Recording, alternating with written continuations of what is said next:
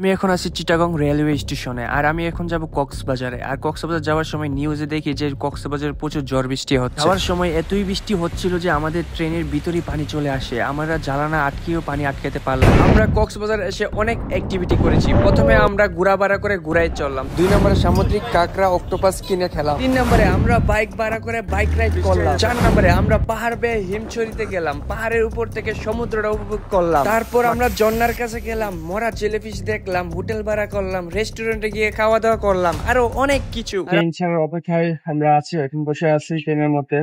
Finally guys, আমাদের train ছেড়ে দিয়েছে। আমরা এখন চিটাগাং থেকে বাইরে যাচ্ছি কক্সবাজারের উদ্দেশ্যে। চিকেন বার্গার, এটা আবার চিকেন বার্গার, এটা একটু আগে খাইলাম।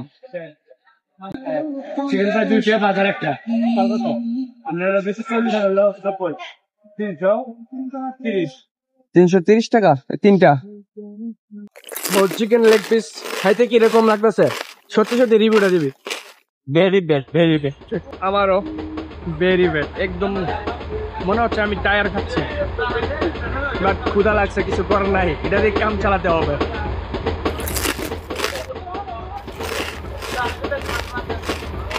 আমরা এখন একটা নদীর উপর দিয়ে যাচ্ছি। কেলা যে বাইকটা রাখছো, বাড়ি খেয়ে দিত।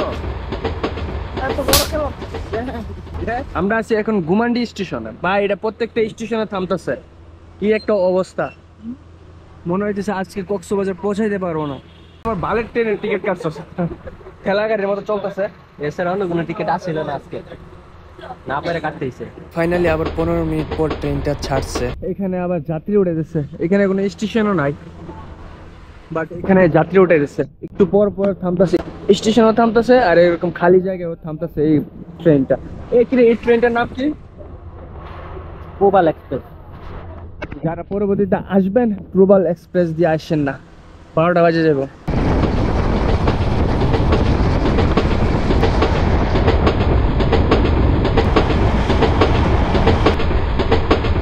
ঝড় বৃষ্টি হচ্ছে বঙ্গোপসাগরে, কক্সবাজারে। এখন আমরা প্রায় কক্সবাজার কাছাকাছি এসে পড়ছি। এখন যদি এই নিউজটা শুনি তো কেমনটা লাগবে। সারাদিন জার্নি করার পরে এখানে আসছি, এখন যদি কক্সবাজারে ঘুরতেই না পারি তাহলে পুরা ট্রিপ প্রায় মাটি হয়ে যাবে।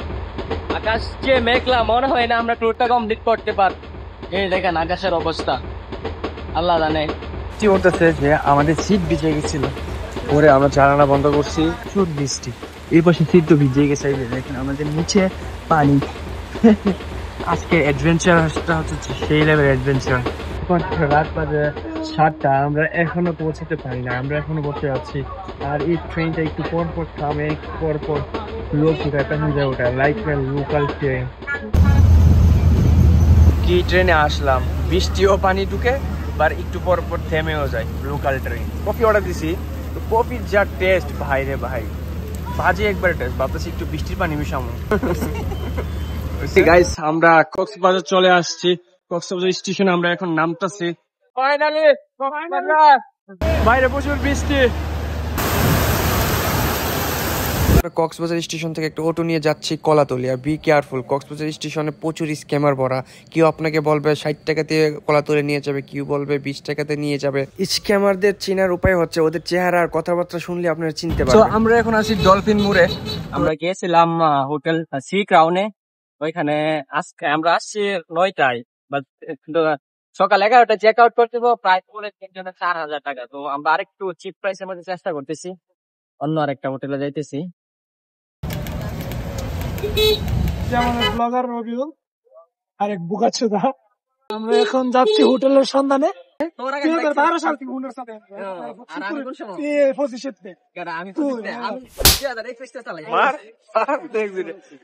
ফার্স্ট সহ নিলে সেটা 4,500 টাকা লাগবে, ব্রেকফাস্ট ছাড়া নিলে 4,000 টাকা নেয়। আর এটা হচ্ছে আপনার ব্রেকফাস্ট সহ নিলে 6,000 টাকা রাখবে, ব্রেকফাস্ট সহ হলে 5,500 টাকা রাখবে, যেটা 2 রুমের। সো আমরা এখন আছি হোটেল কক্স রুটে না, তো এখানেও আমাদের পছন্দ হয় নাই, তাই আমরা চলে গেলাম এসআর ইন্টারন্যাশনাল হোটেল।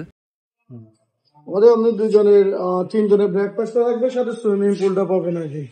ওই দিন দেখবেন টোটাল শনিবার সকাল 11টা পর্যন্ত 2 দিন উঠবেন।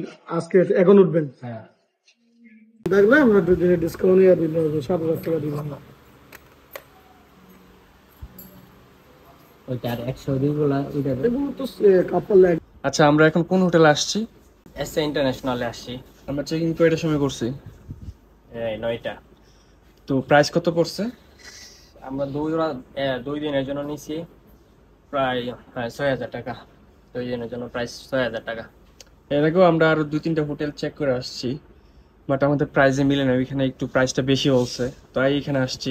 আর এটা কিন্তু প্রমোশনাল ভিডিও না, তো এটা এখানে প্রাইসটা একটু কম পাইছি, তারপর রুমটা একটু ভালো লাগছে তাই এখানে স্টে করছি। আর অলরেডি রাত 10টা বাজে গেছে না? রাত 10টা বাজে গেছে, বাইরে বৃষ্টি পড়তেছে, তো ভাবলাম আর ঘোরাঘুরি না করে এখানে আসা পড়ি।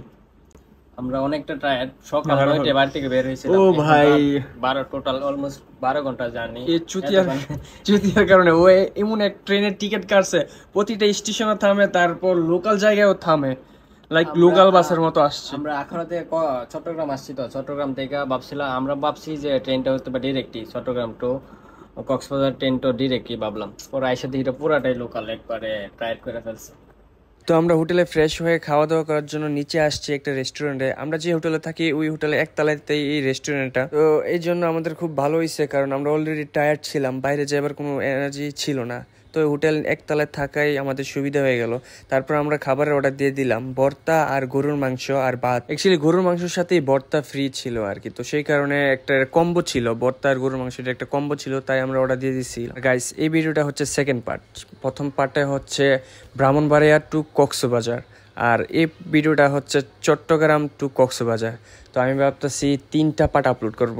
এই ভিডিওটার পর আরেকটা ভিডিও আপলোড করব, এক ভিডিওতে সবগুলো কভার না করে 3টা ভিডিওতে মানে কমপ্লিট করবো আর কি। ওদের শেষ করার পর আমরা 3টা দই অর্ডার করলাম, আর দইয়ের স্বাদটা সেই ছিল।